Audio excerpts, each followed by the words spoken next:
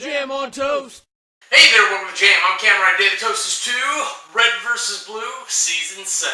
This is a review for week 39 of hashtag We Are Movie Club. This week's pick was mine. So the short sale on this one is that Caboose and the Reds go after Tucker to help save him or whatever it is, while Wash and the Meta are trying to track down the Epsilon unit, which is still missing. My love for this one is Banff, Washington.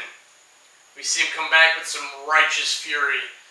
I don't know if it's exactly doled out correctly, but it's well worth the moment. My hate for this one is the unnecessary return to the kind of blood gulch humor, because after the incident in Season 6, everything's supposed to go back to somewhat normal. They get new bases, they're a new thing, they're just not happy because they know things can't really go back how they were.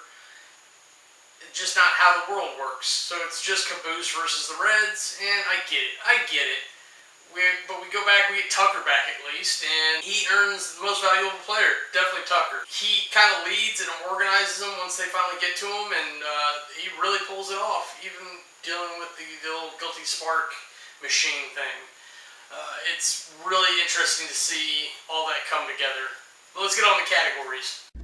Aesthetics. They just do some amazing things with Halo 3, using the Forge, getting the Guilty Spark piece to roll around, the sweeping shots, the new armor that's available, using the Behemoth, implementing landmines, just so many fun things. They got the Mongoose in there. They were just like, look at all these new things, let's use them. And while they were trying to figure out how to do all these difficult shots, they reverted back to the normal humor, so you get a lot of that type of joke coming at you. But oh my god, those amazing shots. They know how to control the atmosphere by this point. So as soon as you see Wash, music changes, the color palettes change, you see the meta, the whole atmosphere from the other characters change, the music changes. The color palettes don't really change as much with him because he's kind of a chaotic character, but you can see some nice action from him, and yeah, it's really top what they're doing with all this. Aesthetics gets a 90. Character development. Now, we're not dealing with too many new characters. Everyone who shows up, except for the people at the temple, have been in previous seasons. So very little character building, and a lot of the character building that is new is actually hidden. There's no way you'll actually know that it happened during this, but we're building up and we're setting up for things to come. And we're definitely built off things previously. So it's there, it's just not very strong, and what is there is not very much quality, except for Washington and the meta. Definitely comes back into it in the thick, and Washington brings the guns. It's really nice to see him get a little bit serious. Character development gets an 83. Storyline. The story kind of suffers. This is another one of those dips that they do. You see it in Season 2, you see it in Season 4. Hopefully we won't see it in 9. I really don't remember if it dips, but in Season 7 there's a definite dip. But after the phenomenal Season 6, how could you not dip? You have to dip to readjust. You go back to some basics, you do some good camera work, and then you set up for a better story in the next season, and that's exactly what they did. It's a little formulaic, but it works, and it's just what we gotta live with this one. Storyline gets an 82. Compulsion. Look, this thing had me rolling a couple times. It's got great humor. It's like Season 3 level humor. But after Season 6, that's not what I was looking for anymore. I was looking forward to being more serious.